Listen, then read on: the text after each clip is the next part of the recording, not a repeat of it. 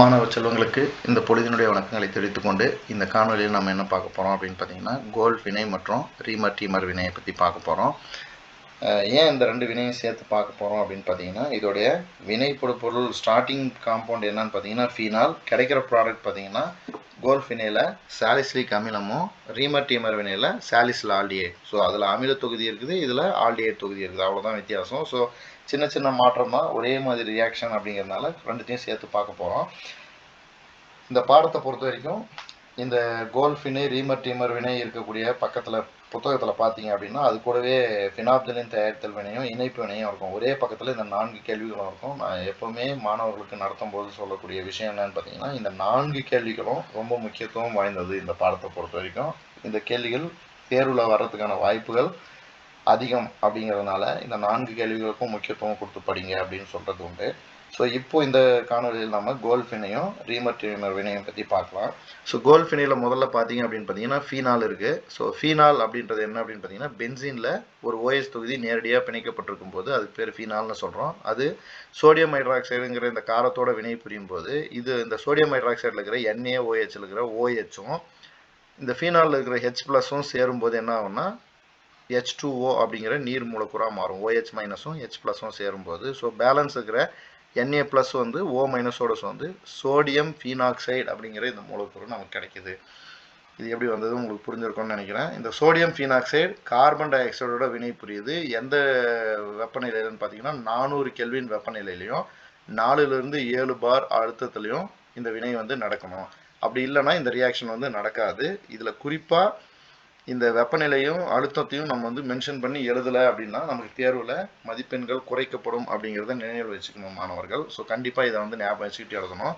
So இப்போ இங்கே என்ன நடக்கும் அப்படின்னு பார்த்தீங்கன்னா இங்கே இருக்கிற H+ வந்து இந்த கார்பனில் இருக்கிற H+ வந்து பார்த்தீங்கன்னா இந்த NAல இருக்கிற Na+ நீக்கிட்டு OHஆ மாறுது.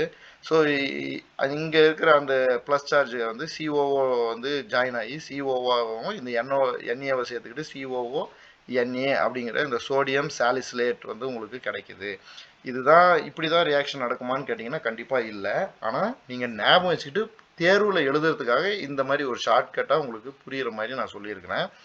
இதுதான் வினை வழிமுறை, வினை இப்படி தான் நடக்குதுன்னு நினச்சிக்காதீங்க மாணவர்கள். கண்டிப்பாக இது தேர்வுக்காக தேர்வில் இந்த வினாவை வந்து நம்ம மனப்பாடம் செய்யாமல் எழுதுறது எப்படி அப்படிங்கிறத ஞாபகம் வச்சுக்கிறதுக்காக இந்த விஷயத்த சொல்கிறேன். ஸோ இங்கே இருக்கிற H வந்து இந்த 2வது கார்பனில் இருக்கிற H சோடியம் ப்ளஸ்ஸை நீக்கிட்டு OHஆ மாறிடுது. அதுக்கு அந்த H நீக்கப்பட்ட அந்த கார்பனில் இந்த COO வந்து NAவோட சேர்ந்துக்கிட்டு COO-Na அப்படிங்கிற அந்த சேர்மம் வந்து உருவாகுது. ஸோ அதுக்கு பேர் என்ன சொல்கிறோம்னா சோடியம் சாலிசிலேட் அப்படின்னு சொல்கிறோம். இந்த சோடியம் சாலிசிலேட்டை அமில நீரார் பகுத்தலுக்கு உட்படுத்துகிறோம். அமில நீரார் பகுத்தலுக்கு உட்படுத்தும் போது என்ன ஆகும் அப்படின்னு பார்த்தீங்கன்னா இந்த நீரில் இருக்கிற H+ வந்து COO-NAவை நீக்கிட்டு COOHஆ கார்பாக்சிலிக் அமிலமாக ஃபார்ம் ஆகுது. Na+ நீக்கிட்டு அதுக்கு பதிலாக இங்கே H வந்துட்டு கார்பாக்சிலிக் அமிலமாக மாறுது. அப்போ பேலன்ஸ் இருக்கிற OH என்ன பண்ணும் அப்படின்னு பார்த்தீங்கன்னா இங்கே வெளியான இந்த Naவோட சேர்ந்து NaOHஆ வந்து வெளியேறிடும். உங்களுக்கு புரிஞ்சிருக்கும்னு நினைக்கிறேன். ஃபீனாலில் சோடியம் ஹைட்ராக்சைடோட வினைப்படுத்தும் போது OHும் Hம் சேர்ந்து நீர் மூலக்கூறாக போயிட்டு பேலன்ஸு ஓவோட Na சேரும்போது சோடியம் ஃபீனாக்சைடு கிடைக்குது. இந்த சோடியம் ஃபீனாக்சைடு கார்பன் டை ஆக்சைடோட வினை புரியுது. எவ்வளோ வெப்பநிலைன்னு பார்த்தீங்கன்னா 400 கெல்வின் வெப்பநிலையிலையும் 4லிருந்து 7 பார் அழுத்தத்திலையும் வினை நடக்கும்போது இங்கே இருக்கிற ஹைட்ரஜன் வந்து 2வது கார்பனில் இருக்கிற இந்த ஹைட்ரஜன் என்ன பண்ணும் அப்படின்னு பார்த்தீங்கன்னா Na+ நீக்கிட்டு OHஆ மாறுது. ஸோ இந்த ஹைட்ரஜன் நீக்கப்பட்ட கார்பனோட இந்த COO வந்து சோடியமோட சேர்ந்து COO-Na அப்படிங்கிற ஒரு பக்கத்தொடராக வந்து உங்களுக்கு உருவாகுது. அதோட பேர் என்ன சொல்கிறோம் அப்படின்னு பார்த்தீங்கன்னா சோடியம் சாலிசிலேட் அப்படின்னு சொல்கிறோம். இந்த சோடியம் சாலிசிலேட்டை அமில நீரார் பகுத்தலுக்கு உட்படுத்துகிறோம். நீரார் பகுத்தல்னும் போது நீர் வந்து H+ஆகவும் OH- உடையுது. அந்த H+ வந்து என்ன பண்ணோம் அப்படின்னு பார்த்தீங்கன்னா Na+ நீக்கிட்டு COOHஆ மாறுது. அதுதான் வந்து சாலிசிலிக் அமிலம்னு சொல்கிறோம்.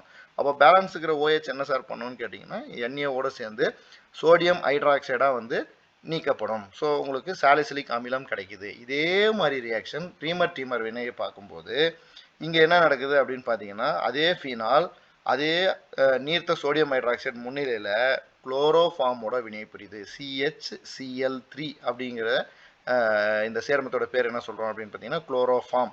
சரிங்களா? ஸோ இந்த குளோரோஃபார்மோட வினை புரியும் போது என்ன அப்படின்னு பார்த்தீங்கன்னா வழக்கம் போல் இந்த ஹெச்சும் ஓஹெச்சும் சேர்ந்து நீர் மூலக்கூறாக போயிட்டு எண்ணெயை வந்து ஓ மைனஸோட சேர்ந்து ONA ப்ளஸ்ஸாக மாறிடுது. ஸோ வெறும் இது மட்டும் இருக்கும்போது நம்ம என்ன பார்த்தோம் அப்படின்னு பார்த்தீங்கன்னா சோடியம் ஃபீனாக்சைடு அப்படின்னு பார்த்தோம்.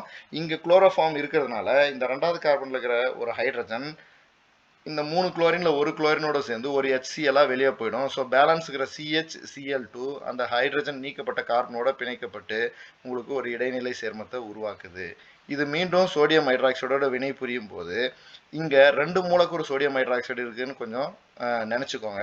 அப்போ 2 சோடியம் இருக்கும். அப்போ 2 குளோரினோட சேர்ந்தும்போது 2 NaCl சோடியம் குளோரைடாக அந்த உப்பாக வந்து வெளியேற்றப்படும். ஸோ பேலன்ஸ் இருக்கிற இந்த 2 OH இருக்கும். 2 Na போயிடுச்சுன்னா 2 OH இருக்கும். 2 OHல ஒரு OHம் இன்னொரு OHலேருந்து ஒரு H+ம் சேரும்போது H2Oவாக போயிடும். பேலன்ஸ் நீர் மூலக்கூறு போச்சுன்னா ஒரு O மட்டும் இருக்கும். அந்த O வந்து இந்த குளோரின் போன இடத்துல ஜாயின் ஆகி CHO தொகுதி வந்து இங்கே உருவாகுது.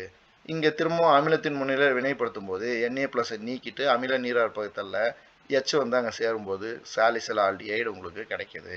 ஸோ ஃபீனால் சோடியம் ஹைட்ராக்சைடோட வினை புரியும் போது சாலிசிலிக் அமிலம் உருவாகுது.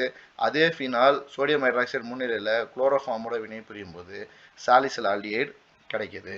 ஸோ இதில் ஒரு விஷயம் ஞாபகம் வச்சுக்கோங்க மாணவர்கள், இது வந்து கரெக்டான வினை வழிமுறை கிடையாது. ஆனால் மனப்பாடம் பண்ணாமல் நான் சொன்ன மாதிரி கொஞ்சம் அண்டர்ஸ்டாண்ட் பண்ணி வச்சுக்கிட்டிங்கன்னா ஈஸியாக தேர்வில் தப்பு இல்லாமல் எழுத முடியும்.